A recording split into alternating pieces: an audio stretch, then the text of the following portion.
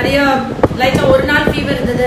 அதுக்கப்புறம் அந்த டஸ்ட் ஒத்துக்காம சளி இருமல், அப்புறம் தொண்டை அருவி இங்கே ஒரு முள்ளு குத்துற மாதிரி அறுக்கிற மாதிரி இருந்து இருமி மூக்கடைப்புன்னு சொல்லிட்டு பேஷண்ட்ஸ் நிறைய பேர் வந்து மெடிசன் வாங்கினாங்க.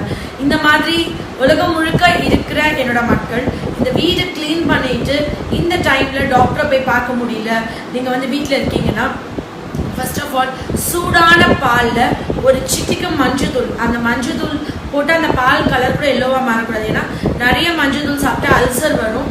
ஸோ சூடான பாலில் ஒரு பிஞ்ச் மஞ்சள் போட்டு கருப்பட்டி போட்டு சூடாக குடிங்க. உலகத்திலேயே மூக்கடைப்பை சரி பண்ணுற சக்தி பால் மஞ்சள் தவிர, நீங்கள் நிறைய பேர் மிளகு அது இது எல்லாமே போடுவாங்க. ஒன்றுமே இல்லை, பிளெயின் ஹாட் மில்கில் மஞ்சள் போட்டால் எப்படிப்பட்ட மூக்கடைப்புனாலும் நைட் குடிச்சிட்டு பார்த்தா காலையில் அந்த மூக்கடைப்பு இருக்கவே இருக்காது.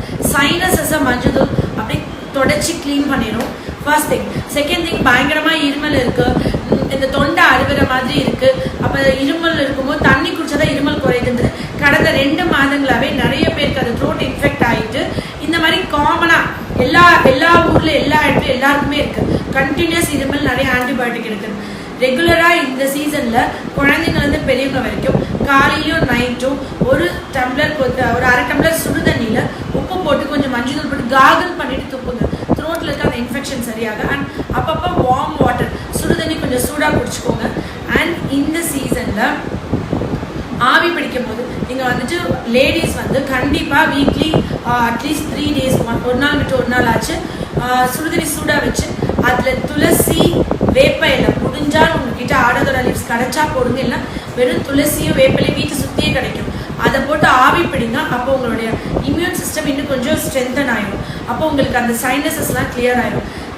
ரொம்ப முக்கியமான விஷயம், இந்த தொண்டை அருவி வர இருமல் வந்து தண்ணி குடித்தா பெட்டர் ஆகும், கொஞ்சம் வார்ம் வாட்டர் குடித்தா பெட்டர் ஆகும். திருப்பி வந்துட்டே இருக்கும்.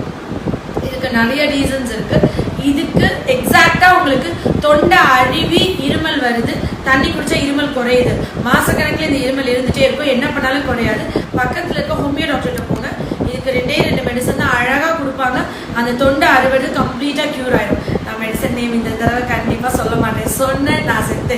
நீங்கள் எல்லாம் என்ன பண்ணுவீங்கன்னா ஃபோன் பண்ணி எத்தனை டோஸ் போடணும், எவ்வளோ பவர், எத்தனை வேலை அப்படின்னு சொல்லிக்கணும். டாக்டர் செக் பண்ணி தான் மருந்து கொடுக்கணும், டாக்டர் செக் பண்ணி தான் மருந்து சொல்லணும். ஸோ பக்கத்தில் இருக்க டாக்டர்கிட்ட போய் இதுக்கு மருந்து வாங்கி சாப்பிட்டுங்க. வீட்டில் குழந்தைங்களுக்குலாம் சால்ட் வாட்டர் காகல் பண்ண சொல்லுங்கள், பாலில் மஞ்சள் தூள் போட்டு கொடுங்க. அண்ட் நீங்கள் வந்து ரெகுலராக இது ஃப்ளாஸ்கில் சுடுதண்ணி வச்சுட்டு அப்போ